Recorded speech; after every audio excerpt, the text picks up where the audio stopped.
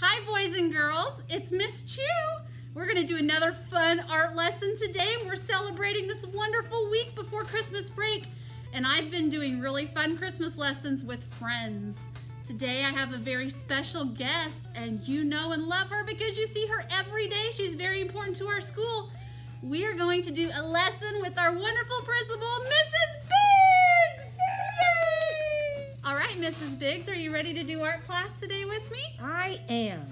I am so excited to have Mrs. Biggs in here because you know what, Mrs. Biggs? It's been really lonely in the art room without anybody in here. I don't have any students, so I'm just in here by myself all day.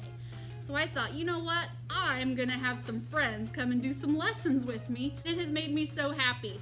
Today we're going to do a really fun and really simple lesson about depth. D-E-P-T-H, depth. Has a P in the middle of it. We're going to talk about a landscape and trees, and we're going to learn how to use depth in our artwork using some very simple materials that we can find around the house. The materials you are going to need today, we will need construction paper. Construction paper is colorful paper. If you don't have colorful paper at home, what do you think you can do to get colored paper? Do you have any ideas, Mrs. Biggs? Well, I'm thinking I could take a white piece of paper and a crayon, maybe, and create my own colored paper. That's exactly what I would do. If I didn't have colorful paper at home, I would be a creative thinker and I would make my own colorful paper. So you don't have to have colorful paper, boys and girls. So we will need something to color with. I prefer crowns for this lesson. I love my crowns. We will also need a pencil, an eraser for mistakes. In case you make a mistake, you erase. We will need glue. And again, if you don't have glue, use tape. I like glue sticks instead of that messy white glue, but if you have messy white glue, you can use messy white glue, that's okay. We need scissors. These are our scissors we use in the art room. You will also need, dun, da, da, da. Woo! Flying rulers. A ruler. Do you see the numbers on the ruler? If you have a ruler at home, I want you to take a look at the numbers on the ruler. I have numbers at the top, and if I flip my ruler over, it has numbers on the other side too. Do you know what those numbers are for? They're for measuring. I can measure with this ruler, and when you get into the 3rd grade, you're gonna really need to know how to measure with the ruler.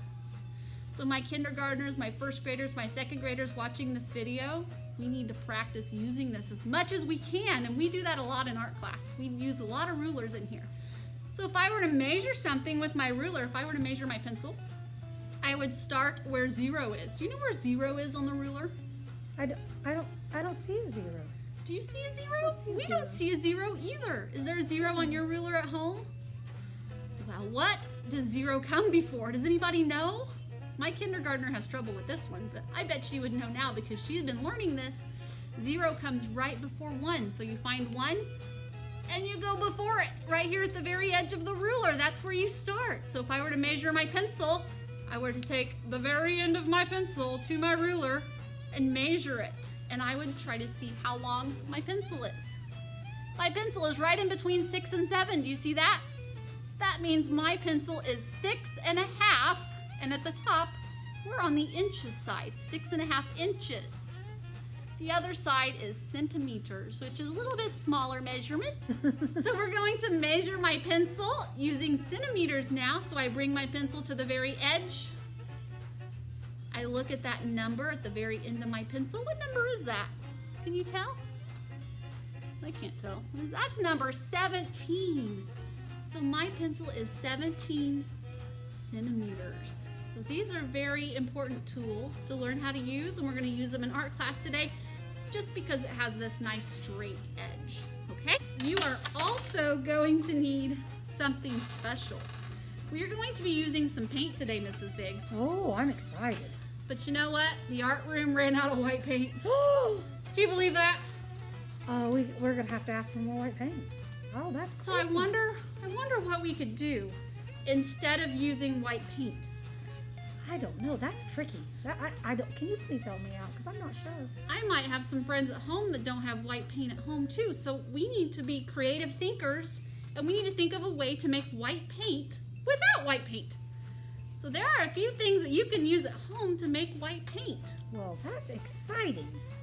But you're gonna have to go in the kitchen, and you're gonna have to get in that cabinet that has all your baking supplies, you know, when you make cakes and cookies. Exciting. And we're gonna have to find some flour. It's that white, soft, powdery flour.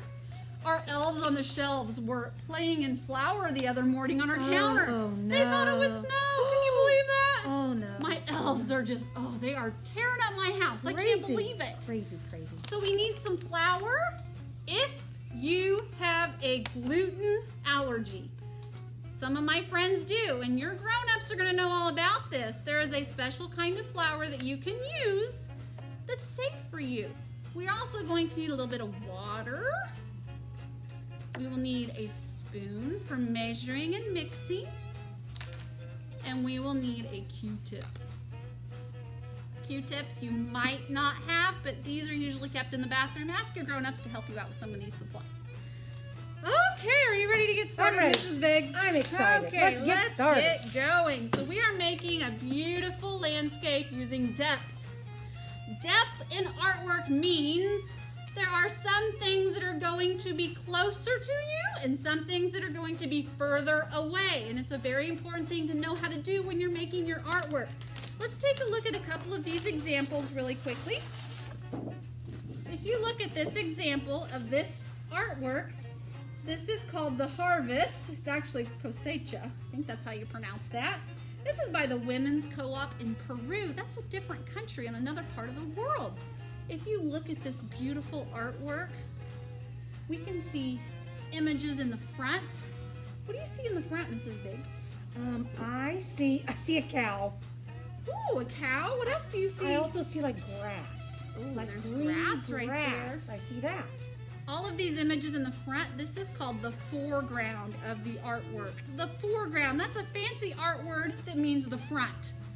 But as I get to the middle, right here, I can start to see things behind what's in the front. And the artist did that by using depth. They placed objects behind the objects in the front. And if I look back here in my background, foreground, background, see these mountains and these clouds and this sun? It appears that they're really far away because that artist used depth in their artwork. So let's put this one down. And I have one more example right here. This is called Brooklyn Heights. Does anybody know where Brooklyn is? Do you know where Brooklyn is? Oh gosh, you better give me some help. No. We are talking about Brooklyn, New York. It's a very big city in the United States with lots of buildings and lots of smog. Smog is a very thick, smoky atmosphere caused by pollution. And you can see in this painting, you can see all that smog back there in that background. I just said background because it is in the back. But if we look up here in the foreground, there's all sorts of amazing shapes here, and a lot of students wonder what this is and where we are at. And I love looking at this painting with students because of all of the different ideas that I get when I ask them, where do you think this painting is at? So where do you think? Could it be at a harbor? Like the boats are coming into a harbor? How These are businesses maybe? So what makes you think that this is a harbor, Mrs. Biggs? Well, I think it's a harbor because I see a boat parked right here. There's a boat right there. And it looks like maybe a boat back here parked. Oh, look. Let's see the front of the boat right here. There's a boat back here. It looks like in the water. Oh, now this boat, it looks further away from us than this boat, doesn't it? Because it's closer to the top than this boat is. So let's talk about a landscape and Christmas trees, or just trees, evergreen trees, and we are going to build a landscape using depth. The first thing you will need to do is you will need to choose a background. So Mrs. Biggs has several colors of construction paper. She is going to choose a background color, and then I am going to choose one as well. And then we will get started using our ruler and our pencil so we can draw some triangles. I'm going to choose a dark background. I am going to choose a warm color background. Woo! And we are going to turn our paper landscape style. I like to call this latitude style. Longitude, latitude. And we're going to place them on our board so you can see what we're doing. The next step in this lesson is to choose 1, 2, or 3 colors to create some tree shapes. Can you tell me what kind of shape I used for my trees? Right, triangles. We are going to use the shape of a triangle to create these beautiful trees for our landscape. Let's take any color of construction paper. I'm going to choose purple. I'm going to choose a light green. And what we are going to do is we are going to first draw some dots. And I'm going to show this to you, but Mrs. Biggs is going to work in front of me on the table. The first thing we are going to do on our extra paper is we are going to draw 2 dots side by side on your paper. See how I did that? 2 dots side by side. Just like that. Now that is going to be the bottom of our tree. Side by side. That's why we have them side by side. I am going to draw the top of my tree now by putting just a dot at the top of my tree. See that? How many dots do you see? Right, 3 dots. The next step is to take our ruler and we are going to use the straight edge of our ruler. If you really want to practice measuring, you can even look at the numbers and you can practice measuring to see how tall your trees are. That would be a really fun way to practice. We're going to take our ruler, place our ruler on 2 of our dots so they are touching that ruler. We're going to take our pencil and connect those dots. Mrs. Biggs, did you ever do any dot to dots or connect the dots when you were a kid? I love dot to dot. Oh, so much fun. Oh my gosh. So much fun to connect those dots And if and to I didn't get a have a surprise ruler, picture. I just found a straight edge. Oh, I know, a straight edge. Yeah. Oh, Mrs. Biggs just said straight edge. If you don't have a ruler, you probably better find something else to use. So you would need some sort of straight edge, which would be like a cereal box or the edge of the crowns or maybe a book. I bet you have a book at home. So I am going to take my ruler and connect all of my dots to make the shape of a tall triangle like this. See that? What do you think the next step's going to be, Mrs. Biggs? I think I get to use my scissors safely. Let's use our scissors. Remember, if you carry scissors, you put your sheath on it. Keep your blade safe. Sheath your scissors. We're going to cut out the triangle. This next step is going to consist of drawing as many triangles as you want for your background, cutting them out, some tall, some short, some maybe right in between. So let's go ahead and work at drawing our triangles and cutting them out. We're going to speed up the video so we can do this all together.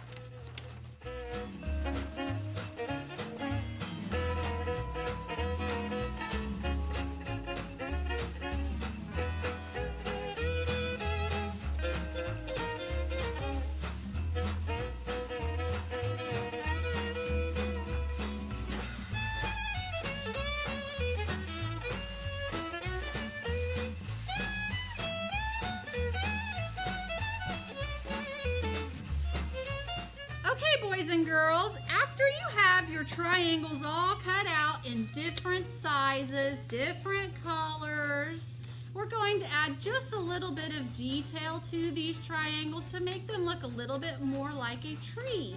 So that's where our crowns are going to come in. So if you have crowns at home, we're going to take crowns and we're going to draw a line that is a vertical line from the top to the bottom, right down the middle of the tree. It just splits it in half. That's a vertical line up and down.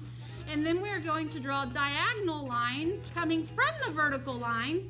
We'll work on our symmetry. There's so much amazing math in this simple lesson. Yes. We're going to work on our symmetry and we're going to add detail to all of our trees. So let me show you what I mean and then we will work on doing this to all of our trees before we glue them on. So I draw a vertical line from the top all the way down to the bottom.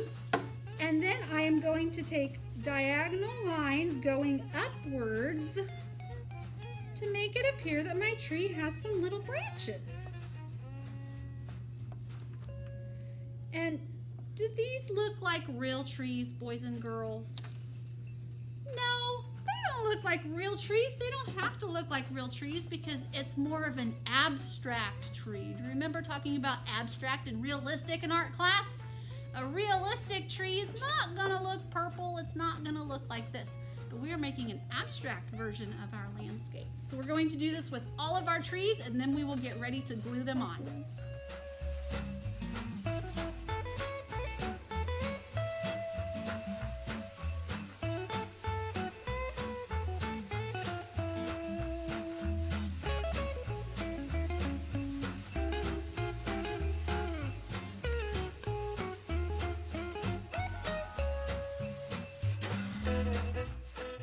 Okay, boys and girls, the next step after we add detail to our trees with our crowns is to glue them onto our background. Now here's where we have to think. We have to use that brain in our head and we have to place our trees using depth.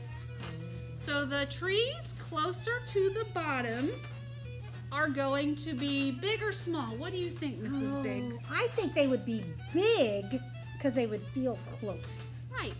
If I stand behind Mrs. Biggs, I appear smaller. If I hold up my hand and I give you a high five, so Mrs. Biggs is going to hold up her hand appears bigger the closer it gets to you. The further away my hand gets from you, it appears smaller. We are using depth and we are using perspective when we do this lesson. That's just an example of how things are smaller the further away they are from you. So let's go ahead and start gluing our smaller trees to the background first. That way we can overlap our bigger trees. So when our smaller trees go on our background,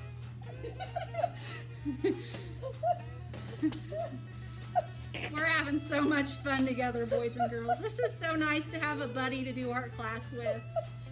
Our smaller trees go towards the top of the paper, and as we work towards the bottom, our trees are going to get bigger.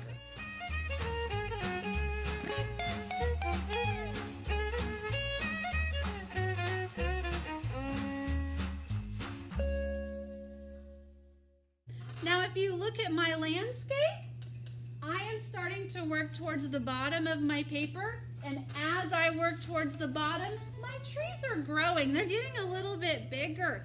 And then once I start my foreground trees, I am going to overlap them on top of my trees that are in my middle ground right there. And I'm going to finish gluing a couple more of my trees on my landscape, and I should be done with this step. Oh, Mrs. Biggs, you're doing an excellent job.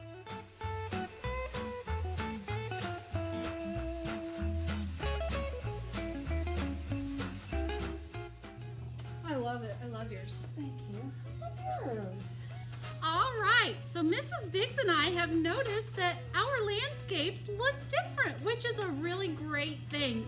Your landscape should never look exactly like somebody else's because that means that you're not being original. You're trying to make it look like somebody else's. So it's very important to make sure you understand that just because your landscape doesn't look like mine doesn't mean that you don't have a perfect, wonderful, amazing landscape, because I've been trained to do these landscapes. I went to college to do this cutting and this gluing and this coloring, so it should look exactly like mine. And Mrs. Biggs is doing a wonderful job with her landscape. Thank you, Mrs. Chu. The last step we need to do is we need to add some snow to our landscape. Remember when I said that we're not using paint? Because we're out of white paint in the art room. I don't know what happened. So we're gonna make our own paint. I bet it was an elf. I think so. I bet it was an elf that stole all my white paint. I bet they're so. painting snowflakes everywhere all over the school right now. Yep. Oh, we better go get my paint back. So we are going to use flour and water, and we're going to mix them together to create our own paint. So we are going to need a teaspoon. We're just using a plastic spoon, and we are going to use a 2-to-3 ratio. What that means is I'm going to use 2 parts flour to 3 parts water. And if you like to cook with mom or dad or grandma or grandpa or any grown-up, they're going to be able to explain to you what this means, because this is like cooking. We're going to use 2 parts, which means our tool that we're using is a teaspoon, 2 teaspoons full of flour, and we're going to mix it in an empty container. So we're going to put 2 spoons of flour in our cup. And what was the other element of my ratio? Do you remember? 3 water. 3 parts of water.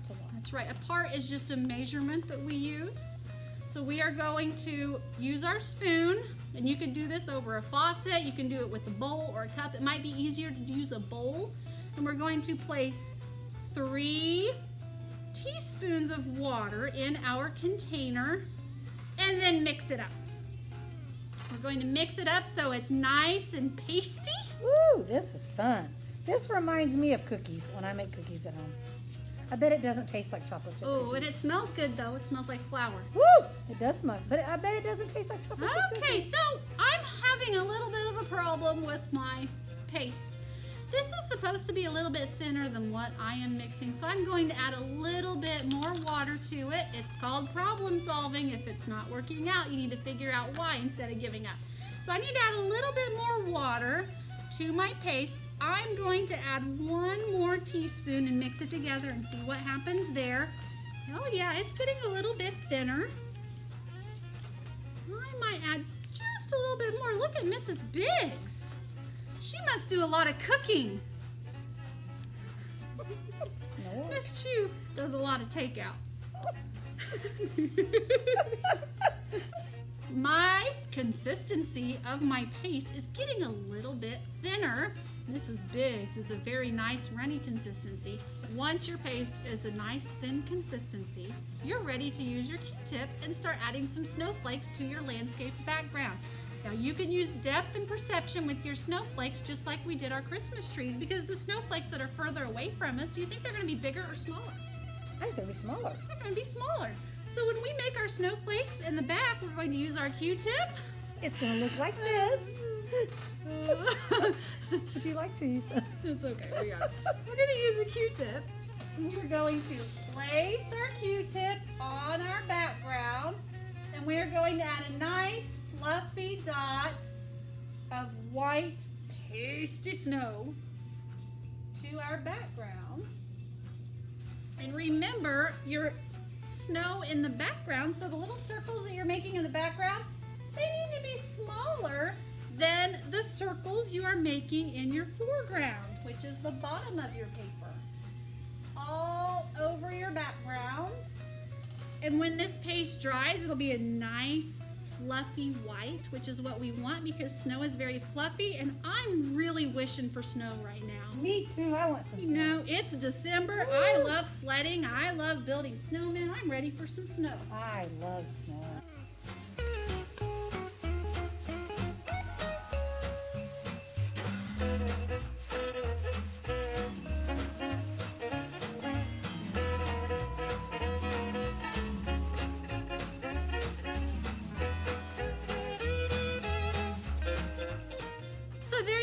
Boys and girls, our landscapes are all finished. You are free to use whatever colors you want. You can use however many snowflakes you want for your landscape. It is your artwork and nobody else's. So be sure that you are making your wonderful creations the way that you want to do it. These are just instructions. I hope that you have fun doing this art lesson at home. As always, send us your artwork. You're welcome to email Miss Chu at klc@vigoschools.org so we can see your beautiful artwork. And if you would like to email Mrs. Biggs, you may do that as well. I'm at ljb, B as in boy, 3 at vigoschools.org. I would love to see your pictures. I hope you had fun with us today, boys and girls. Thanks for joining us. I had fun too. You're welcome, Mrs. Biggs. Thanks for joining me. We had a lot of fun, boys and girls. We can't wait to see you back. We hope you have a very Merry Christmas.